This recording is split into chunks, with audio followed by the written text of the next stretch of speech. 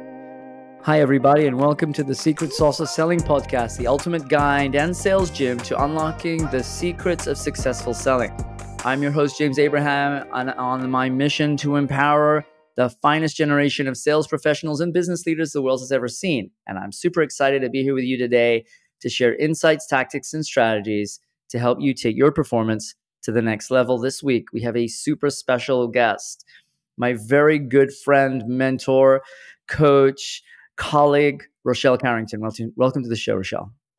Thank you, James. Really happy to be here. Very excited to have you specifically. And for those who don't know, Rochelle has been a huge influence on my career in this business and performance, and one of the reasons I got into doing what I do. So, Rochelle, our topic today, in long story short, mindset, short story long, understanding self-sabotage and how it hurts success. Why don't you tell us a little bit about what we're talking about today? What that means. Well, in selling, we know that there are really three pieces to it, right? There is the behavior piece, which are the things that you need to do to go out there and find business. There are the technique pieces, which is what do you say? How do you say it?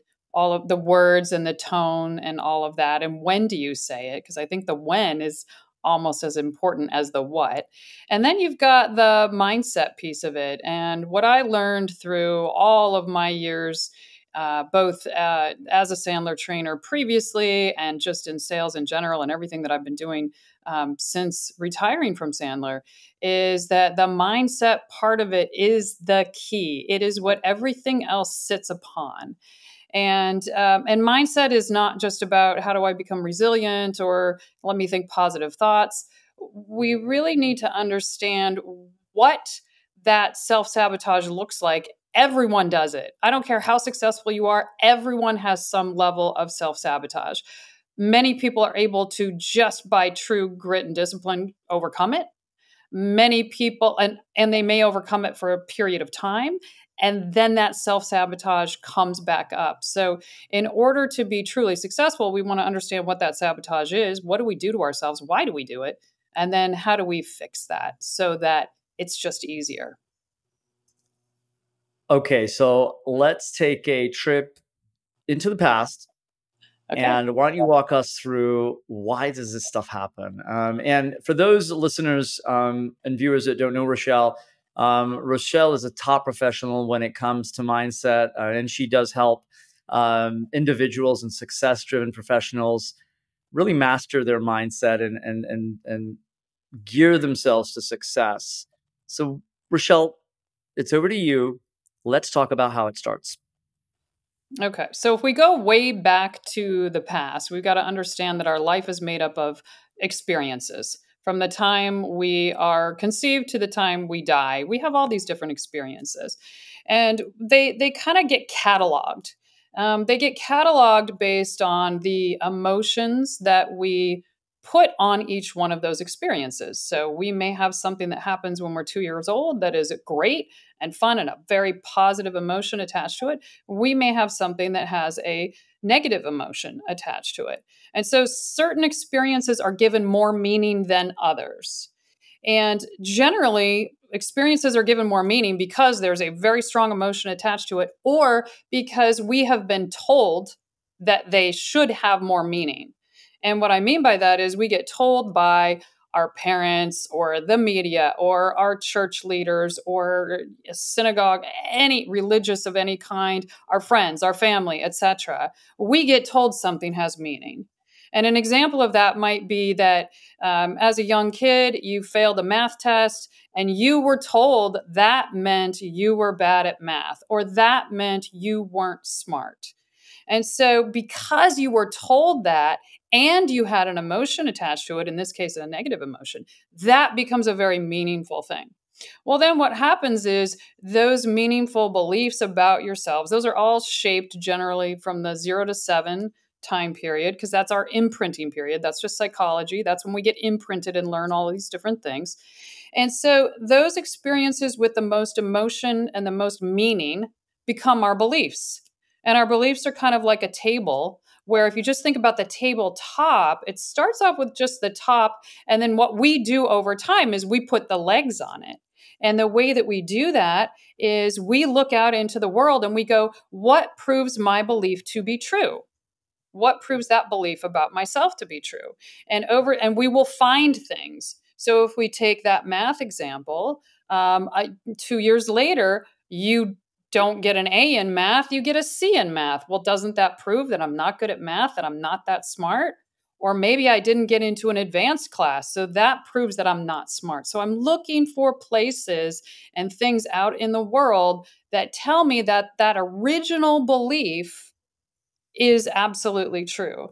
And over time, what happens is that those beliefs become those beliefs. Once we find the things that prove them, those become the legs on our table.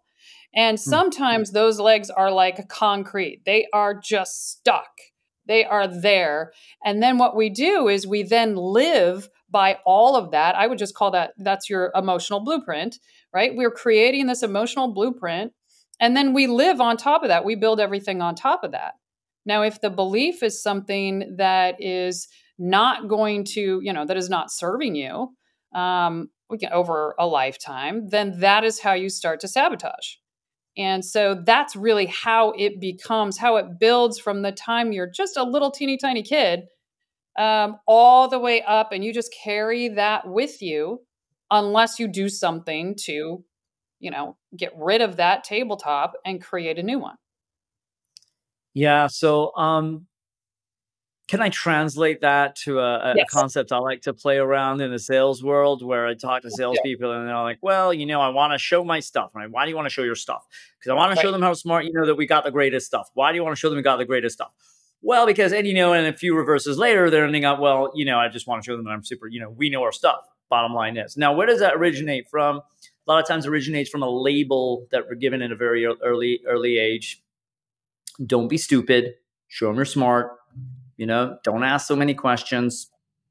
Don't talk about money. And these labels then get reinforced. What you're saying is these labels then get reinforced until they're embedded heavily and they turn into a strong belief that it's pretty difficult to shake off. Yes. Okay. Yes. All right. And so from your career and your work with professionals and salespeople and business owners and leaders, when do salespeople and leaders start to understand that they're sabotaging themselves? I mean, is there a moment, or do they have to have some kind of an external event for that to happen, or is it internal from your experience? What do you see? Well, first off, not everyone ever even realizes that. And I think that there's one big myth that happens where people believe that if I had a great childhood, then I don't have any of that. That I'm a positive person, so I don't have any of that. I think optimistically, so I don't have that. We all have that. You don't have to have massive trauma that happened to you as a kid to develop a belief that doesn't serve you in your life. And so what happens is people who are self-aware, generally people who have gone down some road, I'd say it comes a couple ways. They've either gone down a road of self-growth where they're reading a lot of books and they're listening to podcasts like yours and they are learning these things and they're like, oh my gosh, that makes sense. Maybe that explains some of the things that have happened or that I do or that I don't do. So it's just sort of that self-growth.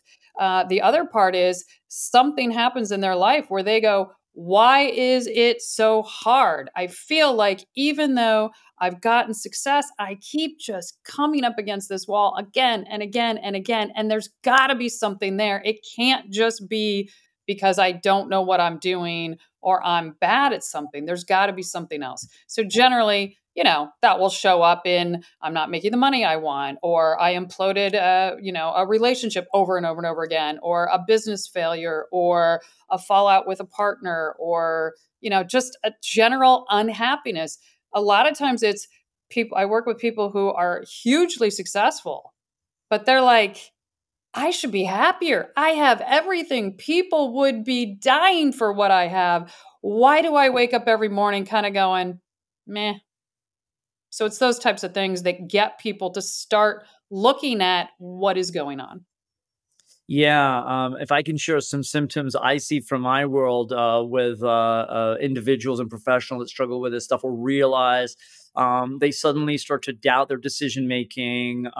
They struggle with accountability issues. They feel that they're not growing. And again, listeners and viewers out there, if any of this stuff rings a bell, I mean, start to figure out. And these are little signs, and I think we can all relate to this stuff. It's just putting it all together and figuring out how does it serve us. Another thing that comes up a lot is imposter syndrome. Yes. That's very apparent. You have Superman syndrome on one end, and then imposter syndrome on the other, and people are just imbalanced. So let's talk a little bit about how that really starts to hurt success, and why professionals should start to pay attention to these things so that they can start to break down those walls that are holding them back. So we talked about understanding why we get into our self sabotage and these limiting beliefs. Let's talk a little bit about how it actually impacts their lives. What are the symptoms? So the symptoms again can be just unhappiness, kind of feeling blah, feeling stuck. A lot of sales professionals, they just feel stuck. It's like, I've done amazingly well. I've gotten to a certain point, and now I feel like I don't care anymore. I don't have the ambition and the drive that I used to have. And successful people, especially salespeople and business leaders, get very concerned about that. I've had all this strong drive that's got me where I am, and now I kind of feel like I don't care anymore. Hmm. It can also, the symptoms can also happen in relationships where people just feel disconnected to their family, or they dread going into the office, or starting the work week, or they feel like they're getting impatient and frustrated with the people they love the most, and they know it's not the people, they know it's them, but they just don't know what to do about it.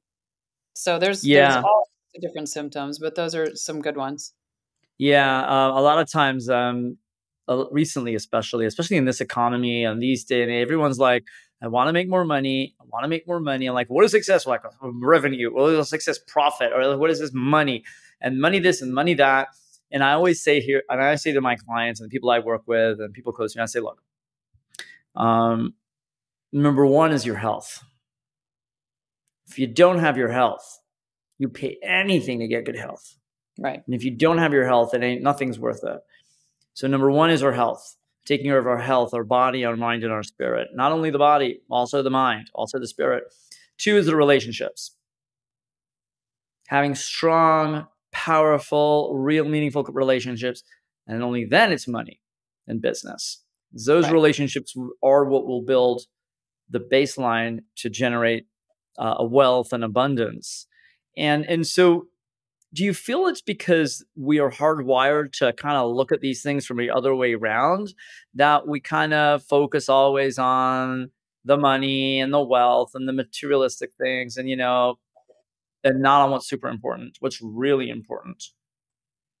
Yes, I think we're hardwired that way, but we're also taught that, and we're taught that by, Mm. I mean, watch any TV ad or look at any ad on, the internet or anywhere, and it all says, if you have this, then you will be happy. They all follow the exact same model, whereas here's your problem, you're unhappy. Here's somebody who was unhappy, but they got the brand new car. Oh my gosh, now look how happy they are. So we get trained from a very young age that if we have something, that it's the external stuff that is going to create happiness, even to the point where we also believe that other people will create our happiness. And what we really need to realize is it's all created within you. You have to create the happiness. You have to choose the happiness. And money is fantastic. And I love money just as much as anybody else. But money is about giving you freedom and choice. That's all it does. It doesn't give you happiness, it gives you more choices. That's it. And that is a good enough reason to go and make as much as you can so that you can make the choice to help people or do whatever it is you want to do. But the happiness and the security and all of that, that has to be generated internally. And we don't get taught that, and we don't get told that, because it's not to the benefit of the people that are trying to push their things on us. That is so correct. And training and teaching Sandler, people sometimes push back on it because it goes against everything that they have been hardwired to believe. Right. And that's the one. Yeah, those are the ones that find it more difficult to adopt this stuff, and others that are in deep pain and want to change their lives for the right reasons are the ones who actually take action. So let's talk about taking action.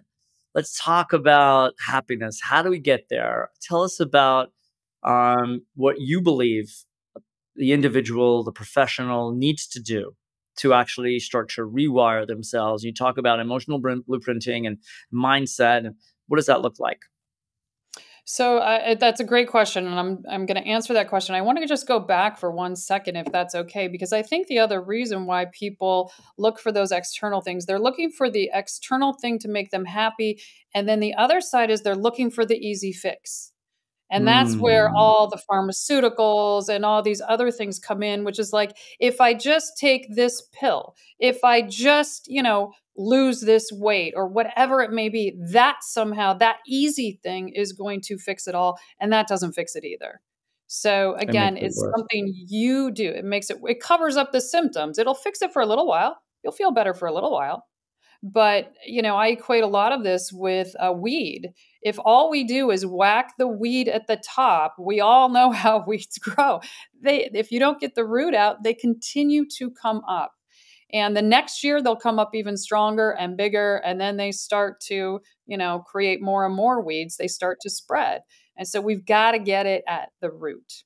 So I just wanted to add that very quickly, that it's That not a makes so much sense. It makes so much sense. Personally, I like to talk about the neuroscience in sales and why we do things and how our brain works and how we're hardwired and fire and wiring. And yeah, if we don't figure out how the circuit is wired, it's keeping us in the same loop, and we don't learn how to disconnect it, we'll constantly just get in that loop no matter what we do.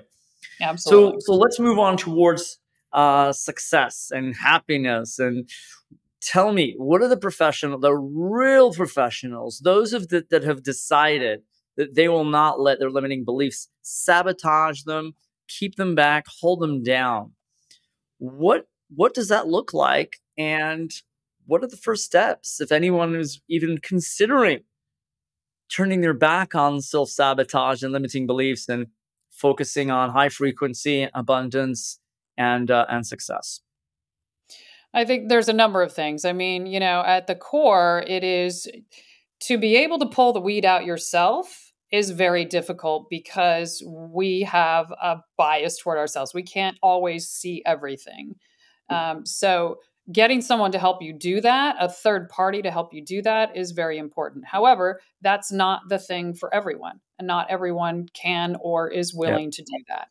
And so, if you're going to do some work on your own, one of the things to understand is that every decision, everything you do is based on your emotions. And so you've got to start figuring out what those core emotions are.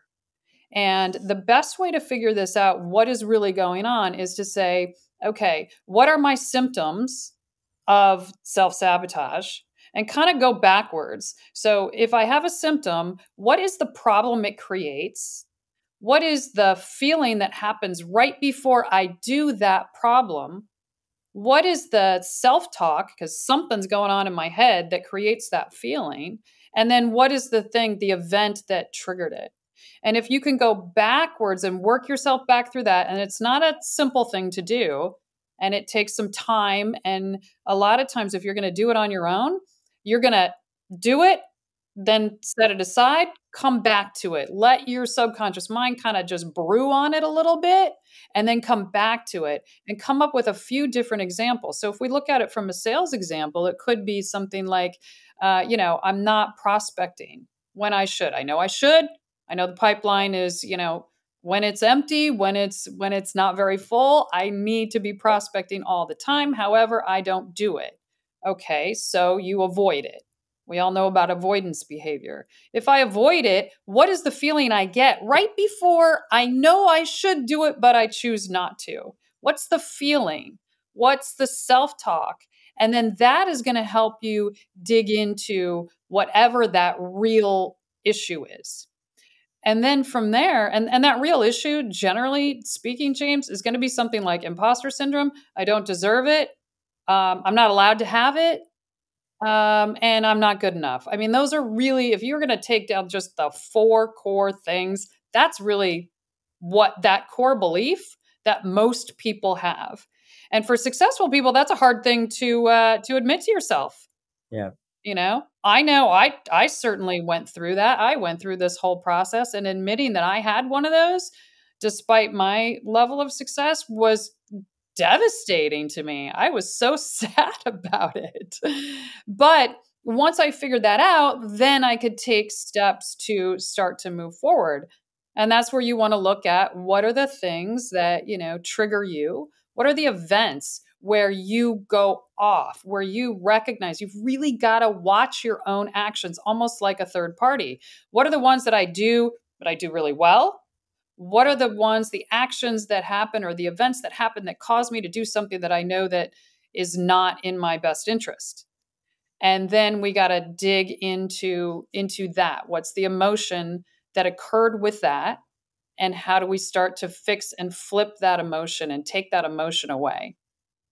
So there's a word that's popping into my head here: discipline. This is a very disciplined process. Yes. And I think that's really what differentiates, and I'm going to be cautious, it differentiates winners from super winners. No offense to all the winners out there, but that's a good way to put it. Yeah. And we all want, we all consider ourselves as winners and so on, especially A players. But I'd like to talk about the sort of super winners, because that's what they do. They self-reflect, they meditate, they journal, they look inside, they look internally. They are disciplined to do that because it's uncomfortable and it creates, and it requires courage. I think that's another thing, being gutsy and being courageous with regards.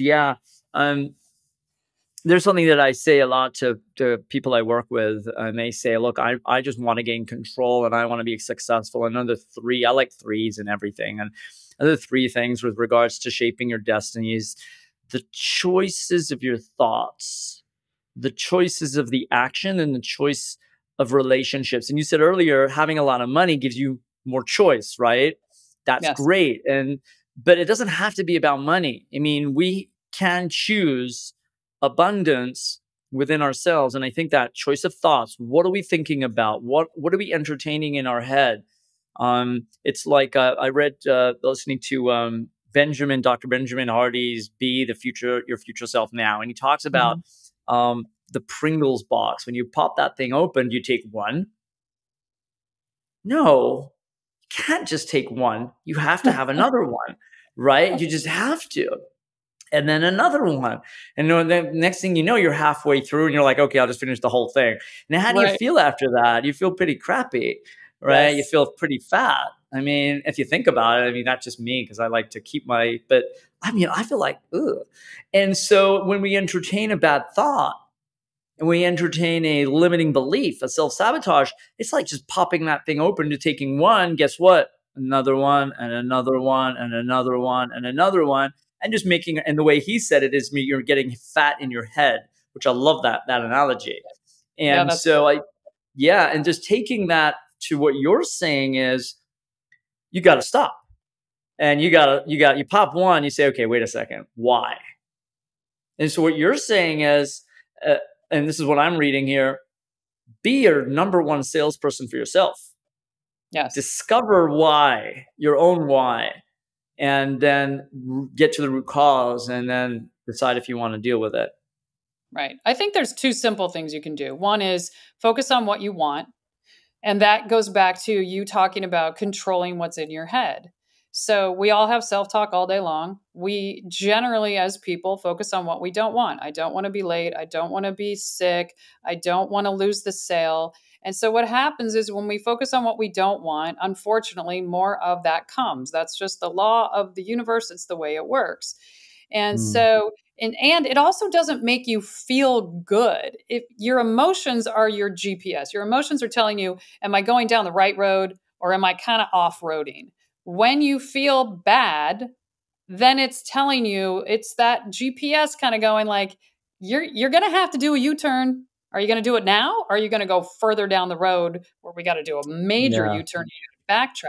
So if you just, every time you say, I don't want, or you start thinking on in that arena, flip it. So if I don't want to be late, what is it that I want? I want to be on time. That's what I'm going to focus on. I want to be on time. I want to be on time. If I don't want to lose the sale, then I'm going to say, I want to make the sale. Well, what do I have to do to make it? Maybe I need to prep better. Maybe I need to talk less. Maybe I need to, not feature and benefit people. So by focusing on what I want, it allows me to make a better choice on my actions. So that's one piece of it. And the other piece that ties in with what you were saying about choosing what's in your head is literally choose what goes into your head. What are you watching? What are you listening to?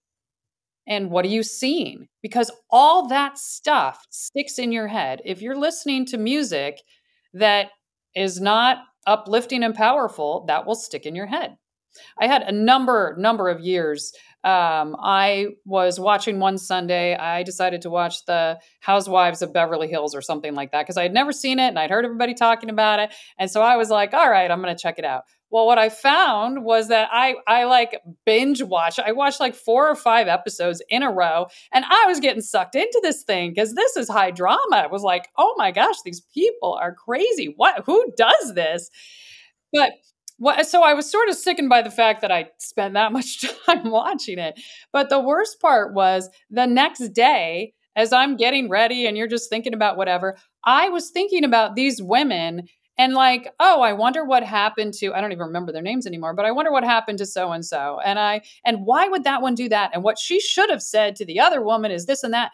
And I'm playing this through my head and I'm thinking, why am I spending my time thinking about these women who I don't know, who don't know me, don't care anything about me and my life and all of that, yet I am like engaged in their life, which is not the kind of life and they don't have the kind of actions that I want to emulate. And so that's when I was just like, I can't watch this stuff. I have to choose not to watch this stuff because I don't want my thoughts to like go there. And so that's really important, I think, with the movies you watch and the television you watch and all that sort of stuff. And It's those are the junk food of the mind. The junk food of the mind. yes, Totally. yes, Absolutely. and that junk food does take a toll. So, like you said, you can try to eat one Pringles. For me, it's cookies, but I can try to eat one. But if there's another one there, I'm like, well, one more is okay. And then they get ill. You get ill, right? Oh, this is spot on. And then salesperson binge watches Netflix all night, goes to work the next day feeling like crap, not performing. Listeners and viewers, this is gold right now. This is the real deal. Okay, super performers, super winners out there. Keep on meditating. Keep on journaling. Okay. Yes. Rochelle, we talked about discipline. I know you're a very disciplined person. What does that mean in your world? I know you like to work out. I'm the same. What does that mean? What does that mean to you? What do you do in your spare time to take care of yourself? Well, first off, what I call discipline, some might call obsession. But it is, I work out 7 days a week and I love it. And I always find it interesting when people say, why do you work out so much? And my thought is, why don't you? Why not? I mean, because that's my choice. And it doesn't mean other people, have to, but why wouldn't you? So that I'm hugely disciplined on that. I'm hugely disciplined on the way I eat and what I eat. Now, it doesn't mean that I don't. Part of that discipline of eating is that I do allow myself, a meal where it's like, whatever, I can eat whatever. But I can do that because of the discipline that comes before it. And just disciplined on growth. And that was one thing that my Sandler experience taught me so well, is just always learn. So whether I'm taking ballroom dancing and decide that I want to go compete in that on a very low level, or learning French, I take courses on everything. Speed reading is my big thing right now. I'm learning to speed read, which is absolutely fantastic, hugely helpful.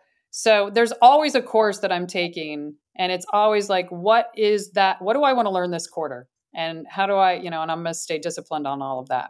So those are the two I big love things. it. Yeah, being a lifelong learner, and I'm also with the workout part. I'm also extremely disciplined. You can call it. People say, "Why do you work out like every day?" Well, I don't work out every day. I try and leave one day out to let my body rest because that's what my trainers say. Right. It's, by the way, in my opinion, the hardest training you'll need to do is the one in my world, the one I'm not allowed to do. It's the day I need to Right. miss out. It's so Right. difficult. But it wasn't always like that. I mean, now it's just a habit. Someone said to me, "White, I don't get it. You wake up really early, like 4 or 5, 4:30 a.m. and you say, well, look, it's not a challenge anymore. It's a habit." And so just creating those habits have now become, and I love that concept of ongoing, constant reinforcing your mind with more information and just learning different things from different angles. Rochelle, why don't you tell the listeners and the viewers a little about what you do and how you help people be the better version of themselves, I guess. Sure. Thank you for that. So, what we do is emotional blueprinting. And really, what that means is working with very successful people that have just come to the point where they've realized that they've got the roadblocks and self sabotage that is holding them back. And we coach them through a 90-day process that really goes to the root of the issue, completely pulls it out and eradicates it. And in 90 days, they see a massive change in how they're reacting in their relationships, in their business, in their health. We've had some really transformative stories, and it really is helping to erase that core belief. And once we can do that, people are capable of doing anything, and everything for them starts to come really, really easily. So it's a 90-day coaching process to recreate a new emotional blueprint. I love it. So any super winners out there, there you go. Rochelle, what's your secret sauce for selling? Oh, secret sauce for selling. I think the thing that has made me a good salesperson is the obsession with getting an outcome, but not being attached to what the outcome is. I Hmm. am, I've always been goal oriented. So it sort of ties in with that core goal of always get an outcome, never hang up the phone, never get off a Zoom, never leave an office without having that next step solidified, not call me on Monday, but solidified, calendared, and done. I think I that's the love thing it. I do best. I love it. Yep. And I think bottom line is all you want is just getting a decision, right? I mean, that's it. It's really just getting your prospects and buyers and customers used to making a decision with you. And it's our job to get them to get hardwired on how we work together. And if you get them into the pattern, into the rhythm, they have no choice but to comply. Right. And it's better Excellent. for them and better for you. It's about efficiency. Because if you think 100%. about, yeah, following up with somebody a million times is not efficient for you and it's painful for them. So why don't you just get the next step right away, and then nobody has to worry about it. And now you get to go on and do all Absolutely. the other stuff you need to do. And for the majority of us out there selling unique value and or consultative stuff or even account stuff, think about it. Your buyers, how often do they buy what you sell? Once in a while, once in a decade, once in a lifetime. But us sellers, when you think about it, when do you sell this? Every day, all the time. Who's the Right. expert? Who needs to lead the process? Who needs to show them the way and lead the avenue towards a decision? By the way, I wish it could be a no, and that's also okay. But I love that always be contracting piece. Excellent. Thanks for reminding us. You're welcome.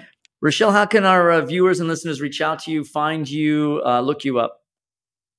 Anyone can reach out to me on LinkedIn. It's Rochelle Carrington with a C. You can also go to our website, which is Emotional BP, as in blueprinting, emotionalbp.com. Or you can reach out to me via email. I'm happy to get any of those. And it's just very simply Rochelle at emotionalbp.com.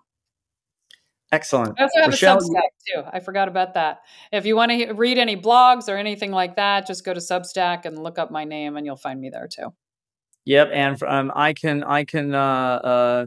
I can say that Rochelle has been a huge impact on my career and me personally, and we're good friends. And I know a lot of the success stories. So yeah, reach out to Rochelle if any of this stuff does make sense. And Rochelle, thank you so much. You're a rock star. You're the real deal. And I appreciate your force for good. And look forward to having you again. Thank you. As are you. Absolutely. What you're doing and your mission and the role model and the success that you help people with has just been incredible. And you've helped me just as much as I've helped you. So I really appreciate that. Thanks so much. Listeners, viewers, take care. Thanks for tuning in. Click on the subscribe button. Check out NovaC, our sponsor. And till next time, whatever you do, make sure you're doing it for the right reasons. Choice of thought, choice of accent, choice of relationships. The money will come.